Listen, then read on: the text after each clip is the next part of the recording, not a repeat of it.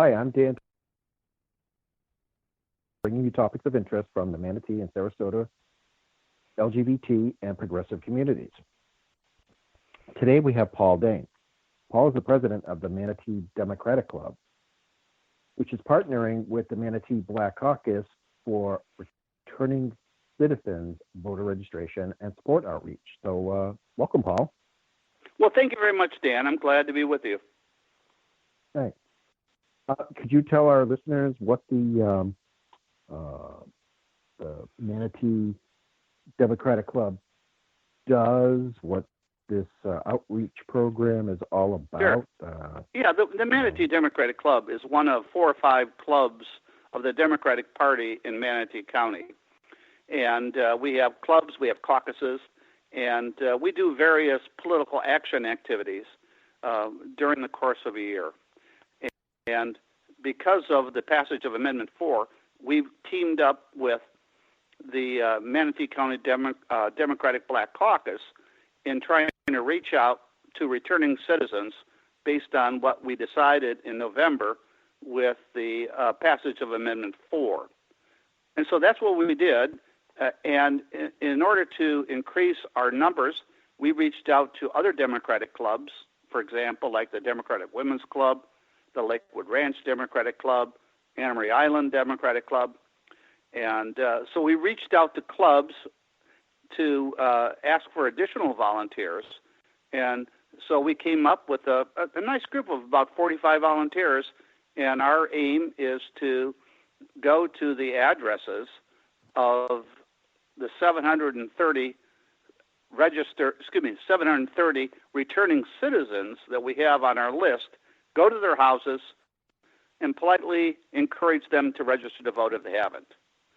We've also have another aspect to our program where we have a number of volunteers who are stationing themselves at various commercial locations and public locations and attempting to register people to vote, and particularly going to places where we might think there would be returning citizens. And that part of it is being led by the Manatee Black Caucus and has been very productive in turning up people who we've already registered to vote. So that's what we're about. Well, that's great. I mean, this whole situation with Amendment 4 is, it seemed like it was a done deal, and then in the legislature, they got their hands on it, and they've been trying to monkey with it. What are the types of things that you're telling the returning citizens?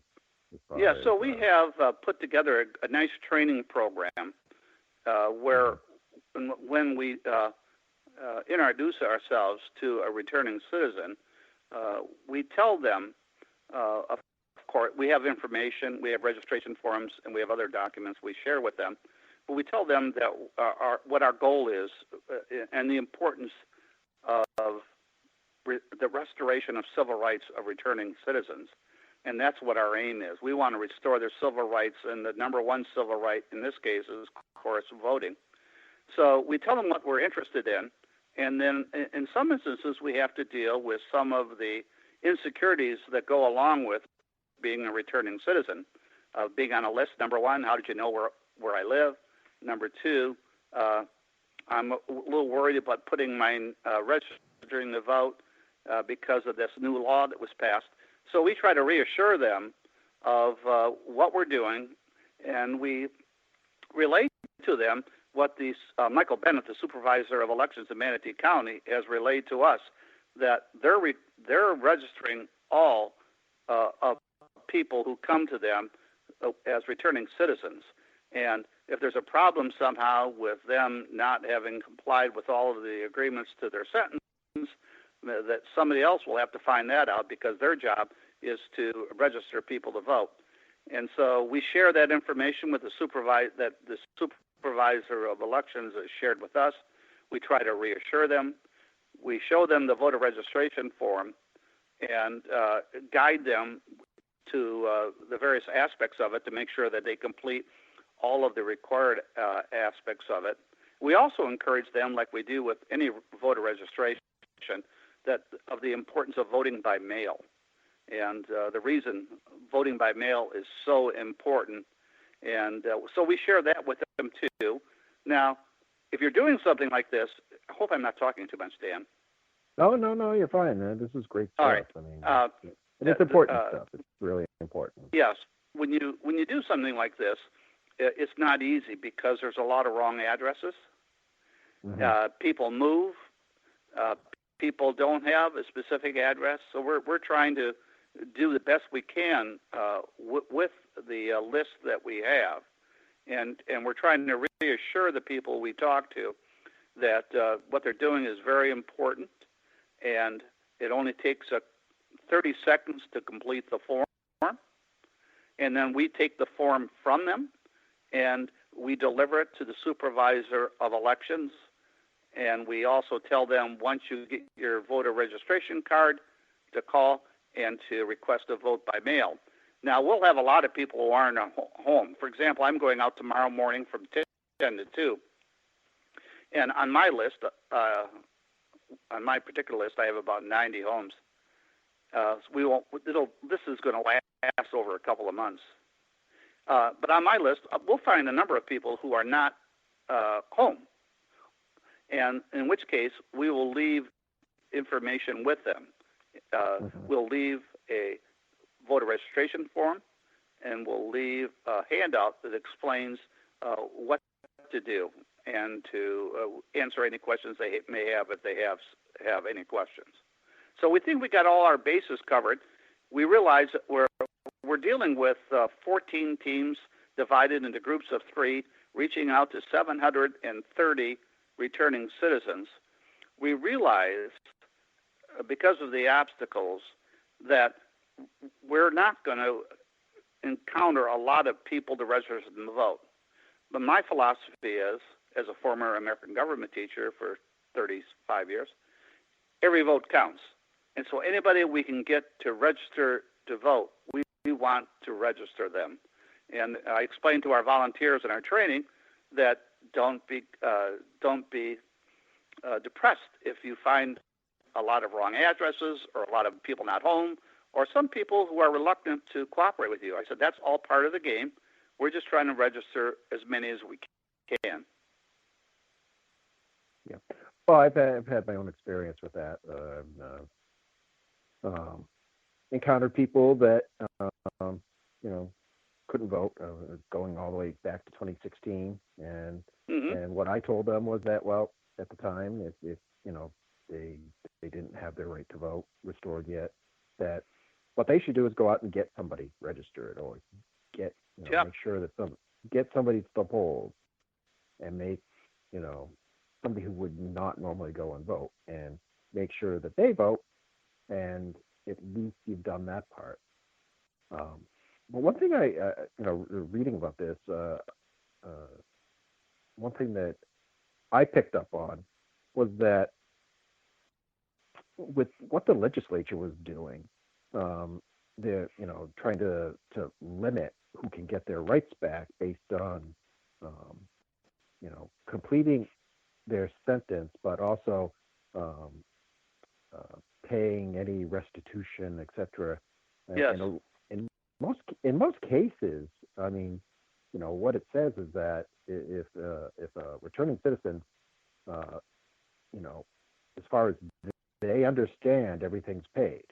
I mean, the fact that they had to complete their parole and to be released from jail, they had to have all these things completed.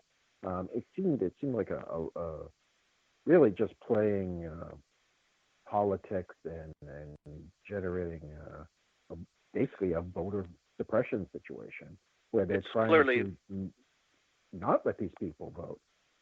Yeah, it's clearly voter suppression. They're doing everything they can, as it's happening on the national level, to try to suppress a vote. Where we think that the more people vote, the better. They want to be selective, and the Republican Party that controls the state legislature, they want to be selective in who can vote. And so we tell the people that we that we identify at their houses or in public places or commercial establishments, that this law is being challenged in court. But in spite of that, it's important for us to move ahead with voter registration. And the key part of the law is that there's only a violation if there's a intent to avoid a responsibility. And if a person thinks they're good to go and they check that form, then their intent cannot be considered to be fraudulent or illegal. Well, good. Because, I mean, you know, if you look at it from the perspective of, you know, people, you know, returning citizens getting back into society, and, you know, and you want to have their, you want them to feel welcomed, you know. Yes, definitely. Part of rehabilitation is, you know, you've done your penance, you served whatever sentence you were given, and, you know, I've known people that did stupid things when they were younger, and now they're in their 40s and 50s, and they're hardworking people that pay their taxes, and they go to work every day, and, you know, they don't have a criminal thought in their mind, and you know, but yet some of them, you know, they don't consider themselves fully, you know, a full citizen because they don't have the right to vote. And,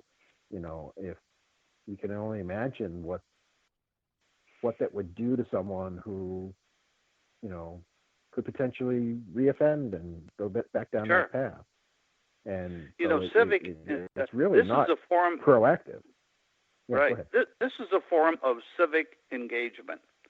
And all we know about criminal rehabilitation is that civic engagement and being and feeling part of a community is very important for returning citizens. So we think we're going even beyond the political aspect of this. We think this outreach to returning citizens extends into them adjusting well to their community. Well, that makes a lot of sense. And so, I mean, you know, we're not ending with it with the voter registration, I should say, too. So with everybody we register to vote, we reach out to them with a first-class mail and thank them for registering. And we keep track of these names, and we're going to be reaching out to them with any voter education materials that we can do. Because for some of these people, I've encountered several at a commercial establishment that allows us to register people to vote and to talk to them. They had no idea about Amendment 4. And they had no understanding of what their rights were.